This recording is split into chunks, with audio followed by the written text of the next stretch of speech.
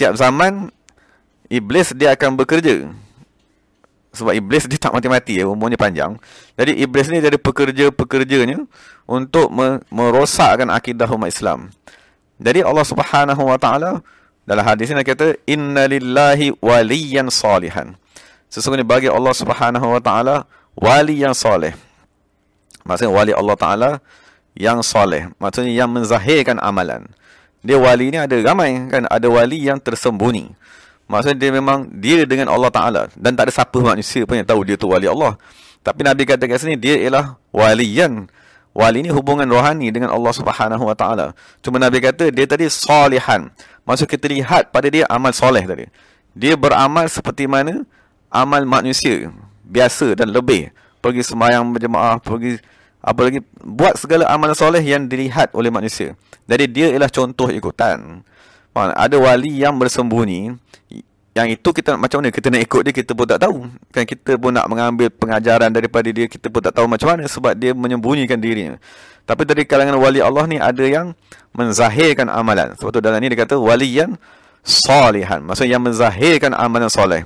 Jadi seperti imam-imam tu lah, syekh-syekh yang selalu datang ke negara kita ni, yang menzahirkan syariat Islam tadi, maka mereka tu ialah waliyan salihan yadhubbu anhu, yang mempertahankan agama Islam daripada setiap bid'ah-bid'ah tersebut. Wa yatakallamu bi alamatihi, dan mereka akan bercakap, ni muncul satu kumpulan yang baru, ini akidah ni macam ni, maka berhati-hatilah. Sekarang muncul lagi satu kumpulan yang baru kan, bawa akidah macam ni. Dan kebanyakan kumpulan-kumpulan ni dia gunakan akidah-akidah yang salah tadi untuk apa dia? Membentuk kumpulan-kumpulan mujahidin, membentuk kumpulan pengganas, membentuk macam-macam kumpulan lah, yang akhir sekali bunuh balik orang Islam kan, atas seruan jihad sebagainya, gunakan nama agama Islam, lepas tu dia mengkafirkan umat Islam, lepas tu dia bunuh balik semua orang Islam. Kafir tak bunuh pun. Jadi semua tu nak kena ada orang yang menerangkan, nak bagi tahu ni kumpulan ni akidah ni macam ni, berbahaya, jangan diikut, jangan disertai, jangan jangan berserta dengan mereka.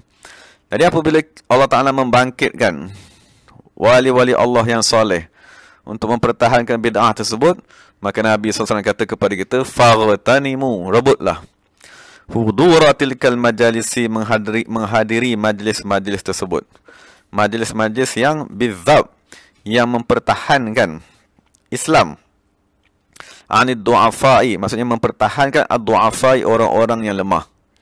Maksudnya bukanlah semua umat Islam ni sempat nak mengaji usuluddin. Bukanlah semua kita ni daripada kuliah usuluddin. Dan bukan semualah kita sempat nak mengaji kitab-kitab. Kan? Jadi macam mana nak menyelamatkan orang awam? Cara ni kena dibuat majlis-majlis pengajian. Dan orang awam tadi kena menghadirilah majlis tersebut. Sebab Nabi kata, faghtanimu, kamu pergilah rebut menghadiri majlis tadi. Hadirlah majlis-majlis tersebut. Dengar, oh ni akidah yang bahaya, ini jangan didengar, ini jangan dipercayai, ini jangan dianuti. Dan yang paling penting sekali, bawalah anak-anak, anak-anak kita yang remaja tu, bawa dia selalu duduk dalam majlis-majlis ilmu, supaya dia boleh tahu, oh ni jangan diikut kan, ni akidah yang salah. Maksudnya dia kata kat sini, ini ialah majlis-majlis khusus yang mengajarkan ilmu akidah. Maksudnya dekat surau masjid ni banyak kuliah kan, ada kuliah fiqh, ada kuliah tafsir. Jadi kita usahakanlah juga menghadiri kuliah-kuliah yang khusus membincangkan akidah sifat 20 tadi, akidah ahli sunnah wal jemaah.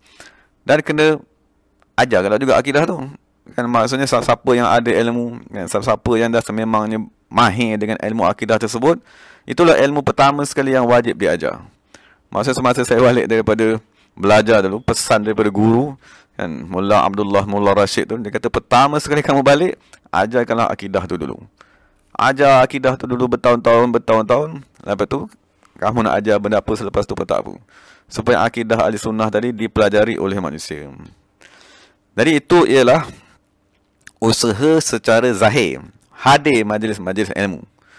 Usaha secara batinnya ialah wa tawakkalu 'ala Allah, bertawakallah kepada Allah Subhanahu wa taala. Maksud kita punya usaha, kita dah bawa anak-anak kita pergi majlis ilmu akidah. Kita dah hantar anak-anak kita pergi sekolah agama. Lepas tu doa lah. Dengan kita usaha, lepas tu kita tak pedulikan Tuhan, kan salah. Maksudnya tidak bertawakal. Maksudnya kita dah berusaha belikan buku-buku akidah kepada mereka, bawa mereka pergi hadir kepada majlis, usaha kita tadi kalau tak disertakan dengan tawakal, itu yang salahnya. Jadi zahir kita berusaha, tapi di batin kita kena bergantung kepada Allah. Maksudnya bukan usaha kita yang menjayakan, bukan usaha kita yang menyelamatkan diri kita, anak kita, cucu kita, tapi yang menyelamatkan siapa dia? Allah Subhanahu Wa Taala. Suatu Nabi kata, setelah kamu usaha menghadiri majlis, menghadiri kuliah, belajar, satu lagi usahanya ialah tawakkalu 'ala Allah, bergantunglah kepada Allah Subhanahu Wa Taala. Wa kafa billahi wakila, dan cukuplah Allah Subhanahu Wa Taala sebagai penolong. Maksudnya kalau kita betul-betul bergantung kepada Allah, Allah akan pelihara zuriat tadi. Pertama sekali pelihara diri kita lah, kita yang kena pelihara tu. Kemudian kalau itu Allah Taala akan pelihara zuriat, anak kita, sahabat-sahabat, saudara mara. Dan itulah yang dilakukan oleh Nabi Muhammad sallallahu alaihi wasallam. Maksud Nabi sallallahu alaihi wasallam di hayatnya mengajar, di Masjid Nabawi, mengajar sahabat-sahabat, buat majlis. Lepas tu, apabila diberi pilih kepada Nabi SAW, adakah kamu nak kekal di dunia ni, ataupun kamu nak kembali kepada Allah Subhanahu Wa Taala? Dia kata, kembali kepada Allah. Itu dia pakai tawakal tu, sebab Nabi bergantung kepada Allah. Dia tak bergantung kepada usaha dia. Kalau bergantung kepada usaha dia, sampai sekarang lah dia kena berusaha. Sampai sekarang dia kena ada dengan kita. Tapi Nabi, dia usaha, dia dah buat. Dia dah mengajar, dia dah mendidik sahabat, dia dah berperang, dia buat negara Islam. Lepas tu dia bergantunglah kepada Allah Subhanahu Wa Taala, dan dia tahu Allah Taala yang akan menjaga umatku. Allah Taala dah menjanjikan ulama-ulama pewaris Nabi. Jadi Nabi pun menghadap Allah Subhanahu Wa Taala. Itulah tanda pergantungan baginda sallallahu alaihi wasallam kepada Allah Subhanahu Wa Taala. Jadi macam itulah juga yang kita kena buat. Kita tak akan boleh kekal kat dunia ni. Maksud kita risau ke anak kita, risau masa depan anak-anak, risau anak nak jadi apa. Dia tak boleh risau ke situ. Sebab kalau kita risau ke situ, kita dah mengganggu tugas Allah Ta'ala. Kita baca Fatihah, Rabbil Alamin, Allah yang jaga alam ni. Kamu duk fikir 10 tahun ke depan tu macam mana? Kamu fikir cucu kamu yang belum beranak ni macam mana? Kamu nak boleh jaga ke? Allah Ta'ala sajalah yang boleh jaga. Jadi yang wajib kepada kita apa dia? Usaha di waktu zaman kita ni. Selagi kita, zaman kita ni, hari yang kita masih ada ni, kita usahalah. Usaha yang kita mampu. Lepas tu kita tawakal. Maksud kita doa, mohon daripada Allah Ta'ala, ini usaha yang aku mampu. Wahai Allah Ta'ala, kamu peliharalah anak cucuku, peliharalah mereka daripada segala kerosakan. Sebab akidah ni amat bahaya.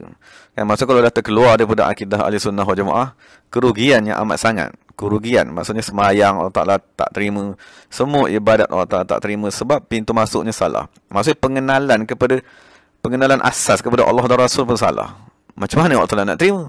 Allah Ta'ala tu kita fahamnya terbalik. Rasulullah tu kita rendah-rendahkan.